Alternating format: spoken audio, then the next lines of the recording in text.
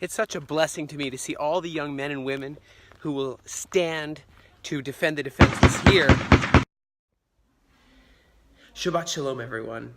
It's just a hard time to ask for a renewed prayer vigil to watch and pray for Israel at this time. But yes, a barrage of rockets has again begun to be fired on the sovereign nation of Israel from the south, from Gaza. Over 180 rockets have begun to pummel the south of Israel. And of course, we began to respond. The Israeli Air Force began to respond. 19 Israelis were injured because, you know what, the Iron Dome can't stop all these rockets.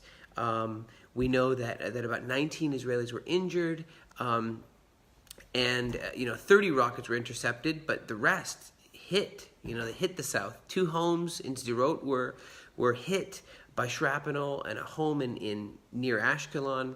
A senior IDF officer warned. He said, "Listen, if something doesn't change, we're going to have to ensure that this stops." It's just, we don't want to see this continue. What we want to do is we want to see this de-escalate and plans for the Isaiah 19 peace to be instituted. We know that they had discussed a long-term truce, and we were so excited about this.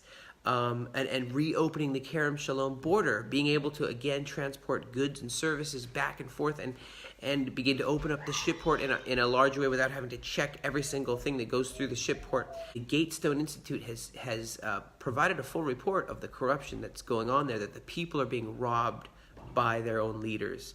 And so we just want to pray right now that the corruption will cease, the violence will cease, the kite jihad, as some are calling it, where, 7,000 football fields worth of cropland burned.